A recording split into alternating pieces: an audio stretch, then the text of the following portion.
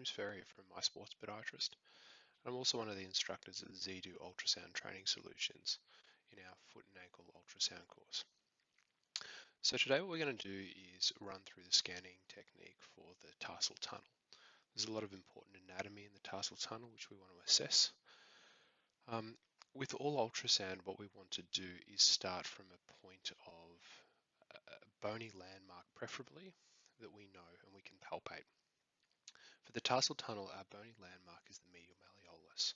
So you can see as I've placed my ultrasound probe in short axis across the medial malleolus, to the left of screen we're oriented anteriorly, and to the right of screen where our transducer is aiming posteriorly. So if we freeze this image here, we can see we have this hyperechoic structure, and below that hyperechoic structure we have posterior shadowing. So we know that this is bone. As the ultrasound wave hits bone, all of it is reflected back, and that appears on our screen as a white line, which is hyperechoic. We can see, if we have a look over here, we have a anechoic circular structure, and that's our great saphenous vein looking anteriorly. So we're going to unfreeze our screen, and what we're going to do is we're going to slide our probe posteriorly. Now, the first thing that's going to happen is we're now going to start to see, we're going to look for our tibialis posterior tendon and our flexor digitorum longus. So we can see, if we freeze this screen here, we can see a region of tibialis posterior. We can still see the tibia, the medial malleolus, and we can also see the hyperechoic structure, which is the retinaculum running over the top there. Now, when we're looking at the difference between nerve and muscle and tendon, as we scan more superiorly, we'll find that our tendons will turn into a myotendinous junction, whereas nerve will not. So we can see here, we're going to reduce the depth. And as we reduce the depth, it's going to increase the frequency, and this gives us a high resolution image. Particularly it can be useful for imaging tendons.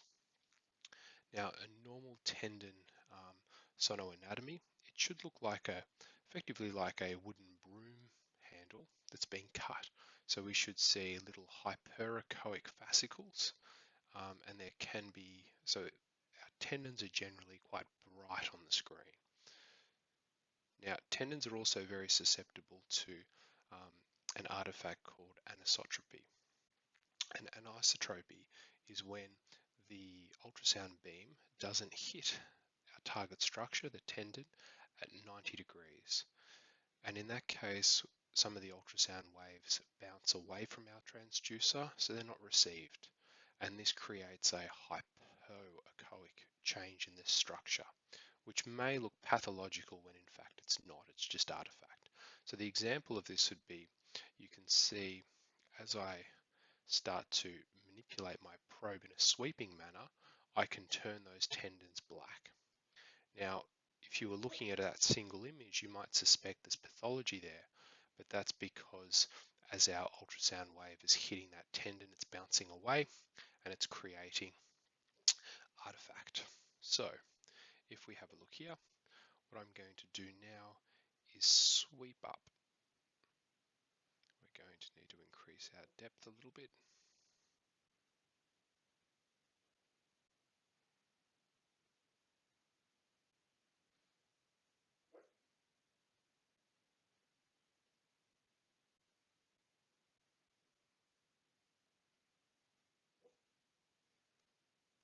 Okay. So if we have a look again here, we can see the outline of our tibialis posterior tendon, and adjacent to that we can see the tendon for flexor digitorum longus. Now, flexor digitorum longus also has some associated muscle belly in this particular plane, and we can then see our retinaculum lying across the top there as well. As we unfreeze that, we're going to shift down. We're now going to slide posteriorly. We're going to increase the depth a little bit, and what we're going to now look for is our neurovascular structure. So our neurovascular structure, we're looking for our vein and artery. We can see a pulsating black dot on our screen, and that is our artery. And beside that, we typically see two veins. It's important not to put too much pressure on the probe at this point, because too much pressure, you can see, will collapse the veins and it will leave the artery which is still pulsating there. So as I take the pressure off, we can see those veins. As I put pressure back on there, the artery remains still pulsating, but the veins have been compressed. Now, our tibial nerve will be sitting right posterior to that. And our tibial nerve has almost a honeycomb appearance. So if I freeze the screen here, get our pointer out, we can see the outline of our tibial nerve sitting just there. Now it's important not to mistaken the tibial nerve for the flexor hallucis longus tendon, which sits adjacent, sort of posterior and deep to our tibial nerve. The main way we can differentiate the two here is, once again, if we scan more superiorly, moving up the leg, what we'll start to see is our nerve will remain, we'll be able to follow that nerve up, whereas flexor hallucis longus will turn into a myotendinous junction. The other way we can differentiate that as well is by wiggling the big toe, and that will make the tendon move. So we'll unfreeze that, and we can see, now if I hold the screen just there, we can see there's two structures here. There's a hyperechoic bundle there. We have another hyperechoic bundle. This to me appears to be our nerve, and this is the tendon for flexor hallucis longus. You can see how they can actually look quite similar on ultrasound in this particular orientation.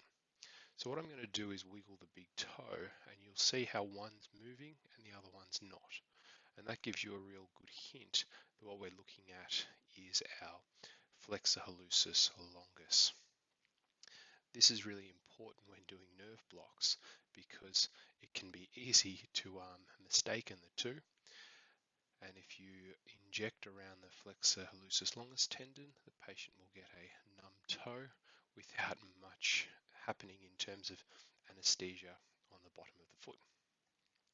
Now, what we're going to do now is let's go back to our tibialis